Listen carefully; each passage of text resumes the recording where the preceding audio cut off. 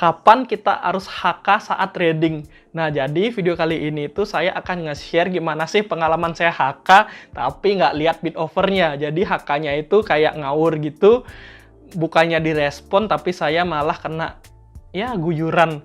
Tapi tenang, kayaknya di sini saya berhasil profit setelah tektok-tektokan dan tahu ternyata ternyata HK-nya itu momennya kayak gini.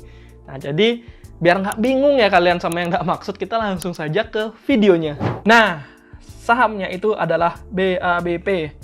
Ini favorit saya nih, tapi lihat nih, dia udah ada ciri-ciri rebound dari chart daily-nya. Terus saya lihat overnya itu udah mulai kemakan dan habis saya mau HK. Saya HK langsung berapa itu 4.000 lot kayak saya HK. Saya HK di 260. Nah, nanti udah ngeh belum kesalahannya di mana. Saya HK di 260. Saya HK di 260, coba dilihat. Nah, lama-kelamaan itu menipis alias kena banting kan. Dan 260-nya tipis, bid 260 tipis kosong, kebanting ada 1000 over, jadi over dia sekarang. Nah, lihat. Saya tuh niatnya HK 260, nanti kalau dia naik lagi saya banting atau jual di 262. Karena satu tiknya itu udah berasa juga kan, udah uang gede, jadi satu tiknya berasa juga. Nah, ini dilihat nih. Di HK lagi 260-nya, tapi di sini udah ciri-ciri dia udah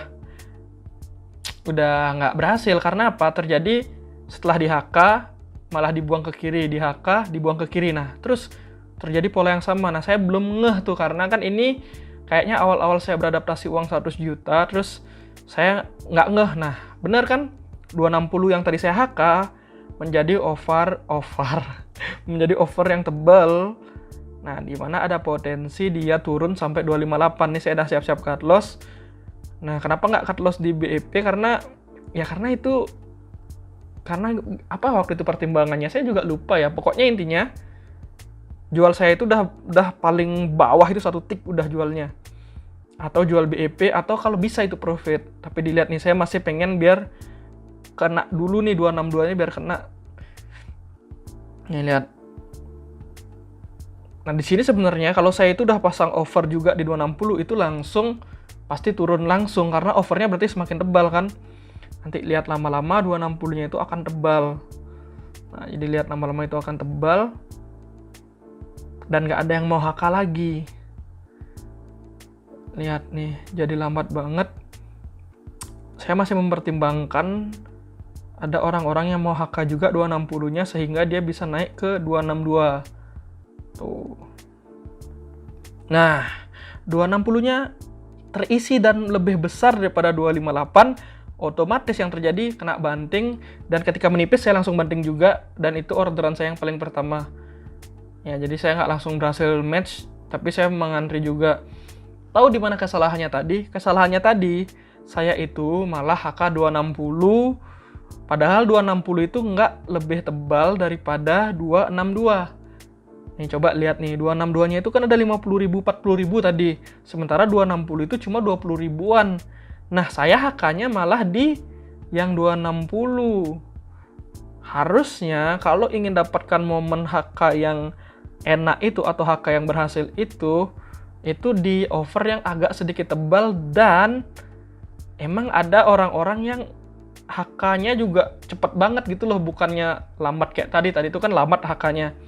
Nanti lihat di sini saya cut loss 1 juta. Satu ticknya aja udah 1 juta loh. Ini saya fast forward, balik lagi dia naik setelah saya cut loss. Semua orang pasti mengalami setelah saya cut loss dia naik. Nah, lihat 262-nya itu mulai di HK terus. Tadi di HK kan jadi 30.000 lot. Ini sekarang di HK juga, nanti di HK-nya kenceng. Saya juga pengen masuk tapi keburu telat nih. Coba dilihat. Nah, HK-nya kenceng langsung jadi bid yang kenceng juga. Jadi bukan cuma asal HK, tapi ketika HK bidnya juga tebal. Nah, 264 di HK juga bidnya tebal juga. Nah, jadi kayak gitu tuh. Itu tuh baru memang ada optimisme di market. Gitu. Jadi kalau main HK itu juga harus dapat momennya. Makanya kenapa saya kemarin-kemarin tuh yang paling gampang emang panic selling. Cari pantulan pasti naik, jual 1 tick 2 tick. Nah, di sini saya malah telat lagi. What the fuck, Yoga, apa yang terjadi dengan dirimu? Saya malah HK 266, masang sell 268. What? Really, Yoga? Ini setelah di review ini baru saya kayak, apa yang kamu lakukan nak? Astaga nih. Nah, bukannya naik seperti biasa, kena banting. Tapi tenang, kali ini itu beneran naik dan saya tetap nunggu yang tadi kan. Nah, kena HK lagi dan saya berhasil jual. Nih tadi saya nunggunya lumayan lama loh, sampai di menit ke jam 10 lebih 3 menit. Saya lupa tadi berapa.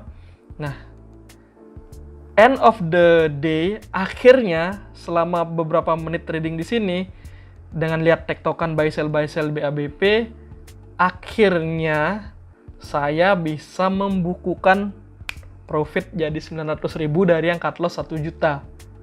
Itu dia, keren banget kan? Keren banget.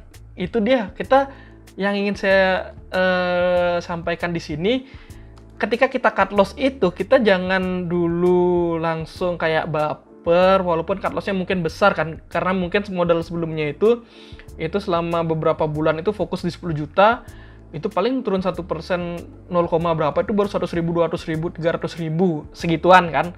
Tiba-tiba turun 0, aja itu udah hampir 1 juta sama fee-nya. Jadi kan itu tiba-tiba kaget ya, makanya kenapa pertimbangan yang pertama itu nggak langsung cut loss, tapi malah nunggu mantul. Akhirnya cut loss 1 tick juga, padahal bisa cut loss BEP kan.